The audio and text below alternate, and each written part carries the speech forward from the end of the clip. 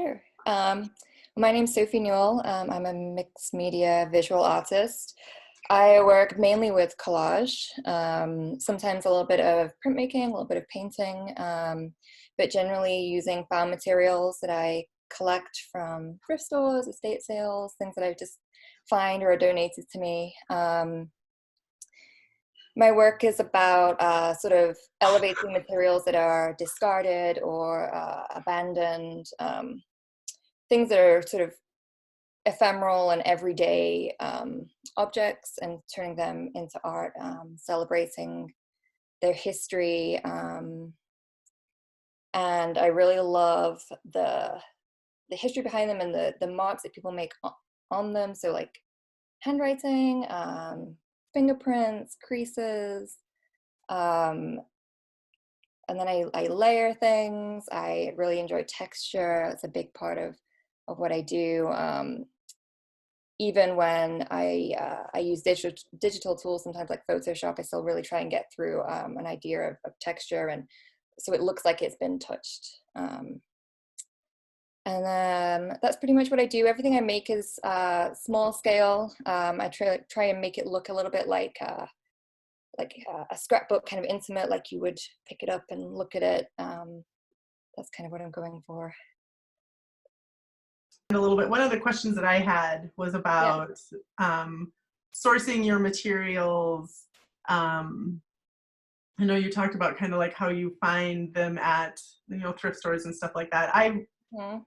I remember like I've gone to like big flea markets, and there's usually someone that has like a box full of old family photos, which Yeah. I don't know, these kind of things, like I just like there's always that kind of sense of, well, this is really strange, but also kind of like bittersweet, because at some point in time, like these photos are Yeah. really meaningful to someone. Yeah. Um, yeah, go ahead. Oh no, I was gonna say, yeah, I quite often find things at thrift stores or antique shops. I'm just like, why did someone let this go? Like family photographs, or one thing I've been really loving recently is yearbooks. I've got a whole bunch of yearbooks from the 50s and 60s and 70s, and I just love them.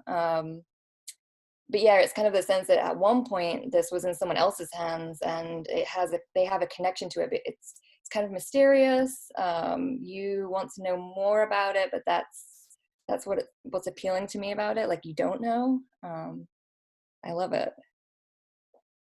Yeah, I think those objects are just really, I don't know, I love that kind of obscure story behind them. Like you just don't know, but they're Yeah. like you're talking about, like how they draw you in, like they really Yeah. kind of um we want to kind of put stories into them. Yeah.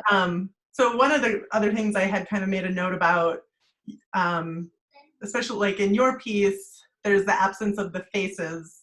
And if you see this in the installation in the gallery, it's also on a wall with a few other pieces that have this kind of absence of the face. Yeah. I don't know if you want to talk a little bit more about that feature.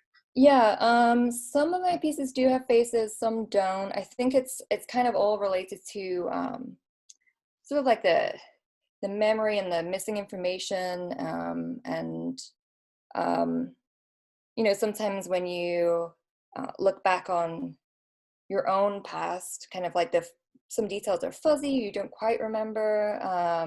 It's sort of picking up on that, and also the missing information that we have about these photographs and these people. They're strangers to me. I don't know who they were or anything about their lives really. It's more just about like uh, projecting a narrative, and I kind of like that. I have my own idea, but someone else looking at it might have connections in their own life that they're projecting onto it too. So that's really interesting to me. One of the other things we wanted to talk a little bit about, again, another theme that comes up within this grouping. Well, where did I have it? Oh, is this idea about like nostalgia, and kind of in contrast to like technology today, and just Hmm. the immediacy of technology today, and how what what role does nostalgia play, when we are creating art, when we can make so many things so quickly now. Mhm. I don't know if that makes sense or if you have Yeah, comments. yeah. That's an interesting question. I do get a lot of people who come to my shows, and they, especially older people, and they see things, and it definitely brings back a sense of nostalgia in them. And the kind of the analog nature of just collecting things and layering things and putting things together. They're not a lot of them are not altered in any way. I think that ties in really well with the sort of their feeling and their memories, and sort of the lack of we don't have now, with the digital age, we have everything at our fingertips all the time, but these are kind of mementos that people would have kept to keep track in the same way that we now could just go on a laptop. So it all kind of ties together. Right. Like we don't have Hmm. those boxes of photographs. Right. Well, I do. I hoard them all. Some most people don't. Yeah. Yeah. But like so much of it is just it's all digital. We don't have Yeah. those objects, those precious Yeah. objects. Hmm. Yeah, I love it. That's great. So do you, a lot of this is involving the viewer. Yeah. Like what kind of role do they have in like the creation of the piece? Are you thinking about like your own kind of memories or nostalgia when you're putting them together, or how much of Um, where does that come from? Not really. To me, a lot of it is just sort of instinctual, and it just what feels right. And I'll collect materials, and I'll lay them all out, and I'll have a huge pile, and I just start putting them together. I never glue anything down until the very last step. Um, to me, it's more interesting to see what the viewer puts, the meaning the viewer puts into it. I don't go in there saying, well, this is the story behind this piece, or thinking like, oh, this reminds me of this, necessarily. Sometimes things do have a kind of connection. Some images might just naturally go together. Uh, I've layered, there might be a postcard with a landscape, and then I'll find a photograph that's completely separate, but I'll take a person out of that photograph, cut them out, and put them into that landscape. And it looks natural. It looks like they're supposed to be there in a way. But most of the time, I leave it up to the viewer to make those connections. Do you ever have like pieces that you find where you're just like, I don't know, you almost don't want to use it? Do you know? Yes, yes. I know it's really hard. I have so many pieces right now, and I'll just keep them, and I just put them on the wall and just look at them because I love them so much. But I don't want to. I try. Sometimes I scan them in, and I'll print out a copy if I really love it. Yeah. But there's definitely something lacking when I do that. So I prefer to use the original materials. But I have. So for example, right now I have a photograph that I found in a yearbook of. It was all of the sports teams. And one of them was the women's archery team. And there's this photograph of this young woman who was in college at the time. She's like sort of, with her bow and arrow like this, but she's wearing a swimsuit and heels. It's so bizarre, but I love it so much, and I just cannot bring myself to use it. Is there, when you're out looking for these pieces, are there like time periods or things that you're particularly drawn to? Or can it really just be whatever strikes you when you see it? It's usually, I guess I'm drawn to things that are before I was born, before, I like the look of things from like especially the 60s and the 70s. And I really like the halftone effect that you get when old photographs were printed in magazines and things like that. I tend to go for black and white photographs over color photographs, but not always. It can be anything really, and there's no reason for that. I think it's just something that I'm drawn to. So you are one of the few artists that was in the biennial last year and has also been Yeah. again, which is really exciting. Um, any thoughts on like what it means to be included in this exhibition 2 times? Um, I was honored, really. I kind of didn't expect it because I feel like last time I applied, I didn't know anybody else who applied, or at least they didn't mention it. But this time I knew quite a few people applying, so I was wondering, if it would be harder to get in. So I love it. I think it's a really great idea, and I love being part of something that is it's kind of local, but it's also like branching outside of my own city. So Right. yeah, I love it. And I think, yeah, Omaha, I think did have like a really great showing Hmm. this time. Yeah. Some really fantastic work and a great, great representation of your arts community there.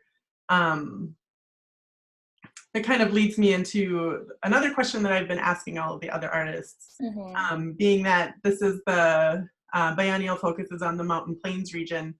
We really want to celebrate these artists, down and through the middle of the country. And I've just, been asking people if there's something in particular about this region and being an artist in this region that you're really drawn to. Um, I feel like when I moved here, I'm originally from England, and I moved to Omaha because my husband's from here. Um, and when I moved here, we had plans that we would, be here for maybe a year, and then we would pick up and move to a bigger city. But since being here, I really love it, especially from an artist's point of view. It's actually there are a lot of pros to living here. We get a lot of freedoms that I feel like people on the coast don't have. There's less, in my opinion, less pressure, Right. but also like the cost of living is so much lower, so we can afford more studio space, and we have more time because our commute isn't 3 hours every day. And these are things that, like, I don't think we should take for granted. I think Right. we can afford to be a bit more experimental and work bigger and do Yeah. interesting things that don't have to bring in the money necessarily. Right. Um, so I don't know. I've never lived in New York. I've never lived in LA. I can't speak for what it's like out there, but I don't really feel a pull to move to a bigger city because I think that I would be giving up so much here. The community, at least in Omaha, the community is very supportive. It's really easy as someone who did just move here to kind of just meet people and connect with artists. So um, I really love it here. I feel like I'm not missing out.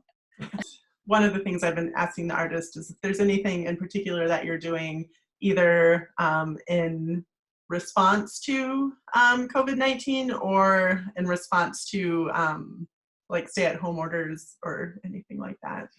Yeah. Well, I had an exhibition or duo show scheduled for June, which has now been pushed back. So it's kind of sad, but it's also meant that suddenly my schedule is wide open and I don't have um, anything that I need to be working towards necessarily. So in that way, I have a lot more time and a lot more freedom to just kind of play and experiment. I've been trying to work on some things that don't necessarily that wouldn't go in a show necessarily, just for me. So that's been really nice.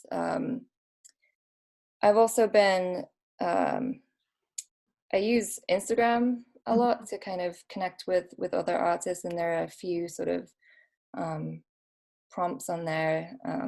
There's the 30-day art quarantine. So you make work and you tag that, and other people are doing that. So the idea is you make something every day, and so that's been really interesting, kind of just contributing to those little projects on the side. But it hasn't been. It's been, I don't know. On one hand, it's been sad because of things being pushed back, and obviously the show in Salina hasn't seen the light of day to the public yet, which is sad. But just trying to make the best of it.